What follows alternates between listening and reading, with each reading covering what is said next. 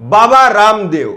बाबा रामदेव जो कभी साइकिल के ऊपर चल करके जड़ी बूटी बेचने का काम करते थे, बाबा रामदेव जब कभी साइकिल के ऊपर प्रचार प्रसार करने के लिए जाते थे, लेकिन आज वो बाबा कैसे अरबपति खरबपति हो गए हैं, कैसे उनकी कंपनी, उनकी पतंजलि लगातार दिन दोगुनी रात चौगुनी उन्नति करती जा रही है। और क्या सिर्फ इसके पीछे रामदेव की मेहनत है या इसके पीछे सरकार की भी मेहनत है?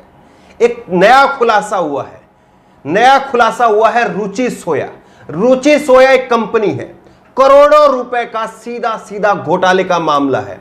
आसान भाषा में आपको समझाने की कोशिश करेंगे कि किस तरह से एक सोई हुई कंपनी रुचि सोया, एक सोई हुई दिवालिया हो चुकी कंपनी, उसको बाबा रामदेव खरीदते हैं और वो कंपनी फिर बाबा रामदेव को उस मुनाफे पर पहुंचा देती है जिसकी कभी कोई कल्पना नहीं कर सकता। आप और हम छोड़ दीजिए, जो प्रोफेशनल व्यक्ति हैं वो उस बात की कल्पना नहीं कर सकते कि यह कंपनी इतना मुनाफा दे सकती है, इस कंपनी को खरीद करके कोई इतना मुनाफा कमा सकता है। प्रोफेशनल व्यक्ति भी इस बारे में यकीन नहीं कर पाएंगे, लेकिन बाबा रामदेव के ऊपर हाथ था सरकार का। क्या इसीलिए जो है ये सब कुछ मुमकिन हो पाया? एक बड़ा सवाल है। रुचि सोया, रुचि सोया एक कंपनी, मध्य प्रदेश की कंपनी जो सोयाबीन बनाने का काम करती है, रुचि सोया कंपनी, वो कंपनी दिवालिया हो चुकी थी, दिवालिया होने के कगार पर पहुंच गई थी 2017 में। 2017 में ये कंपनी दिवालिया होने के कगार पर पहुंच गई।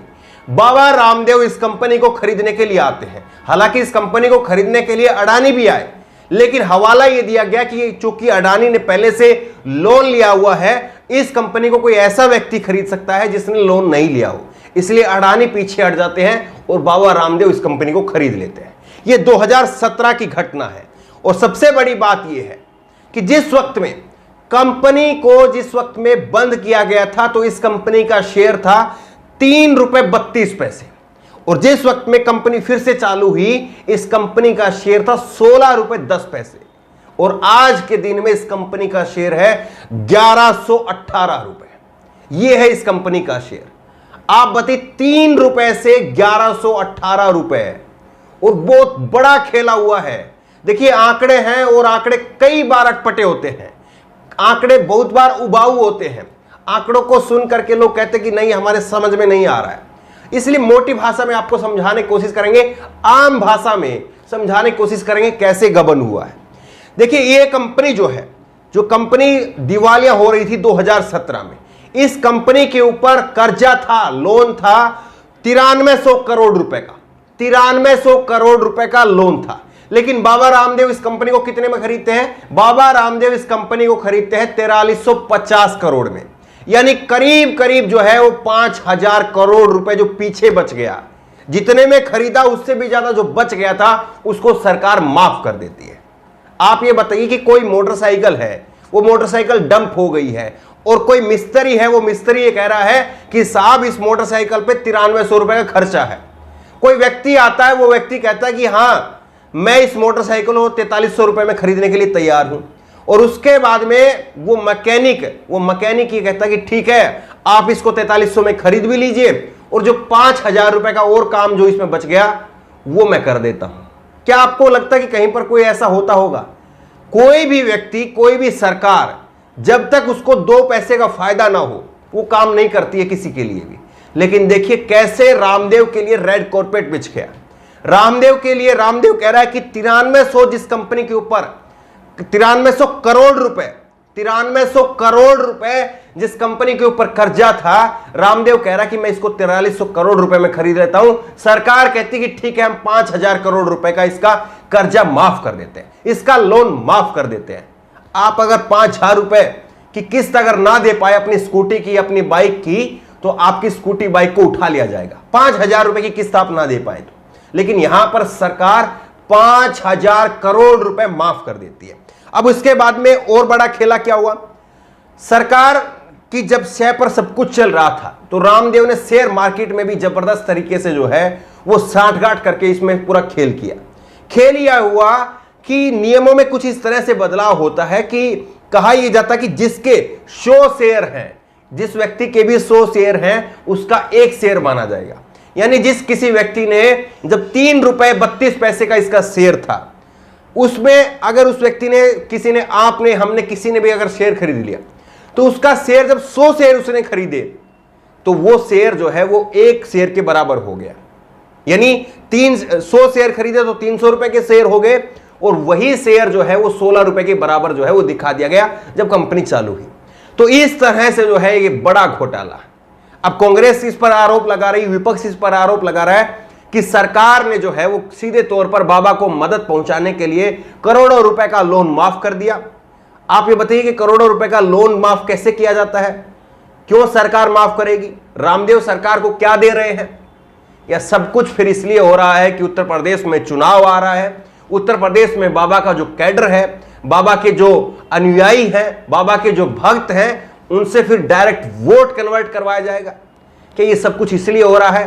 देखिए सीधी सीधी बात है, और हर कोई इस बात को समझ रहा है कि कोई भी व्यक्ति हो, जहां पर किसी को 1 रुपए का अगर मुनाफा ना हो तो वो उस काम में हाथ नहीं डालता है। और नरेंद्र मोदी की सरकार, जिस सरकार के ऊपर आरोप लगते रहे हैं कि उसने सरकारी संपत्तियों को बेचने का काम किया, अगर वो किसी प्राइवेट व्यक्ति के लिए काम कर रही है तो उस व्यक्ति से क्या ले रही होगी? यह भी एक सोचने का सवाल है। लेकिन सवाल यही है कि रामदेव को आखिरकार एक सोई हुई कंपनी रुचि सोया, वो कंपनी कैसे इतने करोड़ रुपए का मुनाफा दे जाती है? क्या कभी इसकी जांच हो पाएगी? क्या कभी रामदेव के वित्तीय मामलों की जांच हो पाएगी कि कैसे रामदेव ने करोड़ों रुपए की, अरबों खरबों रुपए की संपत्ति जो है वो खड़ी कर दी? क्या कभी ये जांच हो पाएगी? या फिर सब कुछ जो है वो इसी तरह से चलता रहेगा जैसे रामदेव चाह रहे हैं, जैसे सरकार चाह रही है? बड़ा सवाल यही है, क्या कभी उस घोटाले की जांच हो पाएगी? और याद कीजिए आज तक के अंदर जब पुण्य प्रसून वाजपेयी ने एक बार बाबा रामदेव से सवाल पूछ लिया था, उनके वित्तीय मामलों को लेकर के सवाल पूछ लिया था कि कैसे आप प्राइवेट जेट में चलते हैं, आप कहते कि मैं पैदल चलता हूं, आप कहते कि मैं खड़ाऊ पहनता हूं। आज तक का एक कार्यक्रम था 3rd डिग्री, और 3rd डिग्री के अंदर यह सवाल पूछ लिया था पुण्य प्रसून वाजपेयी ने, और उसके बाद में यह कहा जाता है कि बाबा रामदेव पुण्य प्रसून वाजपेयी की नौकरी खा गए, यह कहा जाता है। तो सबसे बड़ी बात यह है कि आखिरकार जो सवाल पूछेगा उसकी नौकरी खा ली जाएगी, जो सवाल पूछेगा उसको जेल भेज दिया जाएगा, और जो मुनाफा कमा रहा है उसके बारे में कहीं पर कोई जांच पड़ताल नहीं होगी। जो मुनाफा चांदी कूट रहा है, जो चोरी कर रहा है, उसके बारे में कहीं पर कोई जांच पड़ताल नहीं। यह बड़ा सवाल है। लेकिन जिस तरह से बाबा रामदेव ने अपनी पूरी पकड़ बना ली है कि इधर से आप मेरे को मुनाफा दीजिए, उधर से मेरे पास में करोड़ों अनुयायियों का एक वोट बैंक है, वो सीधा सीधा आपको ट्रांसफर हो जाएगा। तो ऐसा लगता है कि मौजूदा समय में फिर इसकी जांच करना, इसकी जांच हो पाना वो लगभग पूरी तरह से असंभव सा है। बहरहाल जिस तरह से रुचि सोया कंपनी का एक पूरा मामला है, इसको लेकर के आपकी राय क्या है? क्या आपको लग रहा है कि क्या कभी इस मामले से पर्दा उठ पाएगा? क्या कभी रामदेव के वित्तीय मामलों का सच लोगों के सामने आ पाएगा? क्या कभी हम ये जान पाएंगे कि कैसे रामदेव ने करोड़ों रुपए कमाने का काम किया और सरकार ने किस एवज में उनके करोड़ों रुपए का लोन माफ कर दिया? क्या कभी ये सब कुछ हो पाएगा? या ये तभी हो पाएगा जब सरकार बदली जाएगी, जब सिस्टम बदला जाएगा, तब जो है सच बाहर आएगा। आपकी राय क्या है? जिस तरह से रुचि सोया कंपनी का मामला है, जिस तरह से रामदेव के ऊपर घोटालों का मामला है, आपकी राय क्या है? नीचे कमेंट बॉक्स में अपनी राय जरूर दें।